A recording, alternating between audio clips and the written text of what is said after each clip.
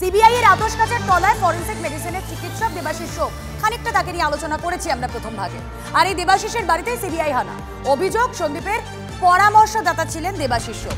UEM Jaipur is a perfect target for prospective students aspiring for good jobs, good education with future-ready skills.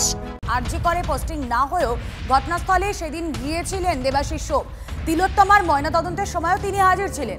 সূত্রের খবর, ঘটনার দিন সন্দীপ ঘোষের সঙ্গে তার একাধিক টেলিফোনিক কনভারসেশন হয়। খুন তদন্তের কেন্দ্রবিন্দুতে ফরেনসিক মেডিসিনের চিকিৎসক দেবাশিস সোম খুনের দিন কি করছিলেন আরজি করে, সেই প্রশ্ন উঠছে। কেষ্টপুরে তার বাড়িতে সিবিআই হানা। সরাসরি চলে যাব, রঞ্জিত ধর পৌঁছে গিয়েছেন। রঞ্জিত, দেখো, দীর্ঘ 5 ঘন্টা অতিক্রান্ত হয়ে গেল।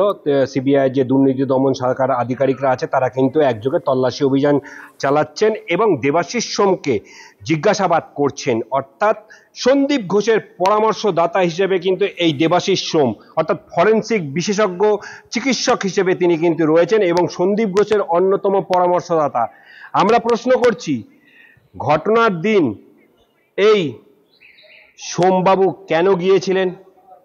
হেলথ রিক্রুটমেন্ট বোর্ডের ডিটেলমেন্টের দিন তিনি কেন উপস্থিত ছিলেন আমরা প্রশ্ন করছি।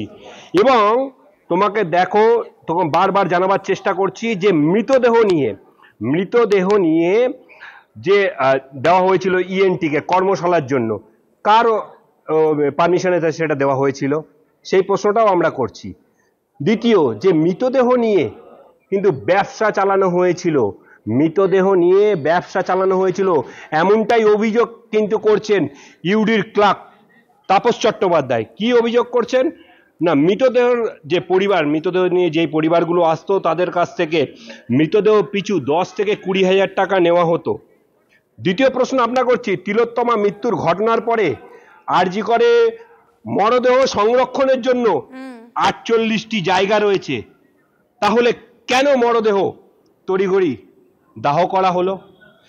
একাধিক অভিযোগ রয়েছে। একেবারে দেবাশিস সোম কেন সেদিন উপস্থিত ছিলেন, কি ইন্টারেস্ট ছিল তার, এই প্রশ্নটা তো উঠছে।